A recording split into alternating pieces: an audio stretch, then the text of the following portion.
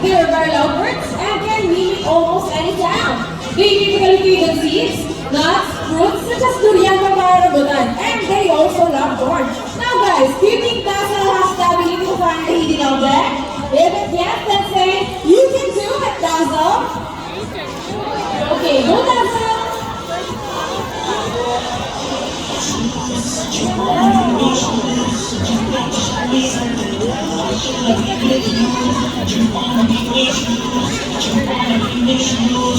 And he did it! Round of applause for Dazzle, Trainer April.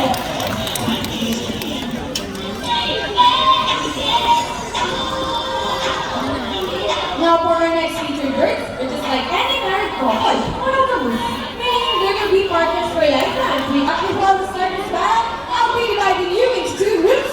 All the girls will cheer for Eureka. Come on girls, let me say Eureka, Eureka. And all the boys will cheer for Eureka. Come on boys, let me say Eureka, Eureka. All right, boys, ready? Trainers ready? Set, go! Here comes the first ball. Only by Rika. And here comes another from Rika.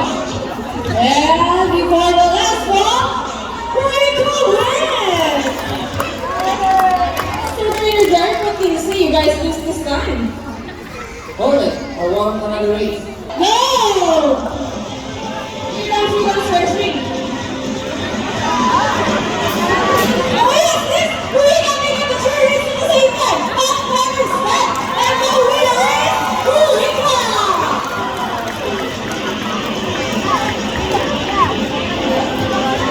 So Trainer Derby, what can you say? Three rings at the same time.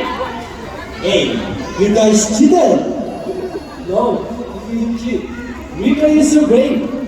Oh, so it's true? That girls are very talented than boys? I want to go for Rika and Rika with Trainer Derek and Trainer Derby.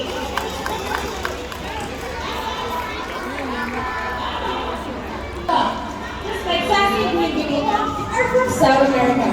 They are known to be the gentle giants of the Pala family. It is because they are next largest to the high school performance. They can grow up to 92 centimeters in length and can live up to 80 years old. Scientific name Arangolifera. They usually feed on seeds, nuts, salts, and minerals on long-term banks. And for the last shape, go Sassy. There you go, and love them, right? Round of applause for Sassy with Trainer Sean.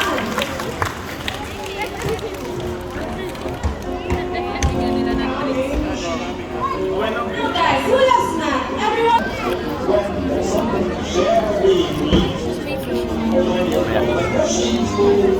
Go Rocky to the man.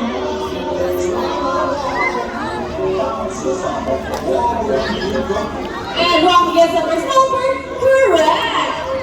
Off to the second number. Well, Rocky loves numbers. Oh, I think he's calculating. Come on, Rocky. Let's do this. To the man. Oh, I think Rocky knows the answer. And he got it. And he got it. And the song signals to 15. Put your hands together wide and look up to Rocky. And Trainer April. Happy?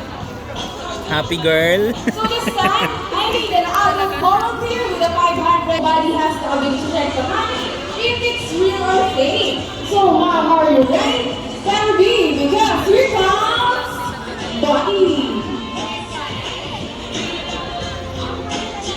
Come on, Buddy.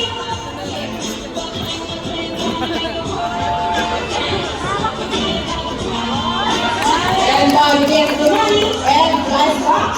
And I think Buddy will donate the money and $100.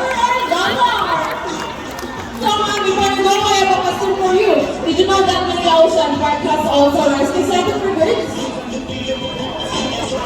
No? Well, now we know where your money will go and right away. We are very, very grateful. Thank you so much. And enjoy the rest of the show. Anyone else? Let's have some classical this time. Just raise your hands up. And offer your cheek.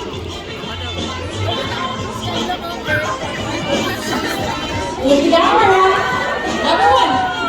Sweet. How about your hand, mom? Let's open your mouth. And look at the camera. Smile.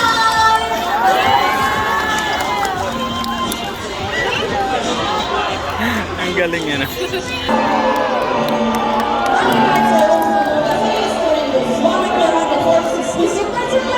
Around the world. These birds can be found in Eastern Indonesia, Bangladesh, Pakistan, along China, including here in the Philippines. And here comes Shadow. They are locally known as Lawin or Balok in Visayas region. And as you can see, we have our homing pigeon as well. Homing pigeon has an innate homing ability, meaning they will generally return to its nest and mating. How about the round of applause for Ang galing, ah. and our homing pigeon? Napaano niya yun lahat? We believe there is hope. We only have to take care of friends in the sea, but we're also who's the land and air as well. Now, who knows the 3 R's? Introduce, reuse, and recycle. Very good. So here's our lovely bird once again. They're going to show us the proper waste disposal.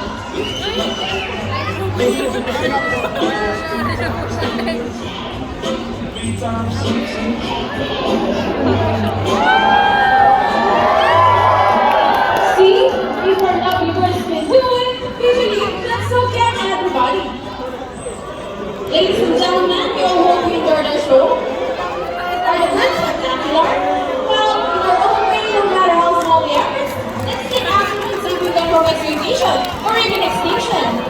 Please, let's do all our part in saving the world, because remember, he's the only hope we got. So let me present the birds and the trainers that made this show possible. Trainer Davey with Trainer Rochelle with Shadow. And again, I'm Trainer Mikey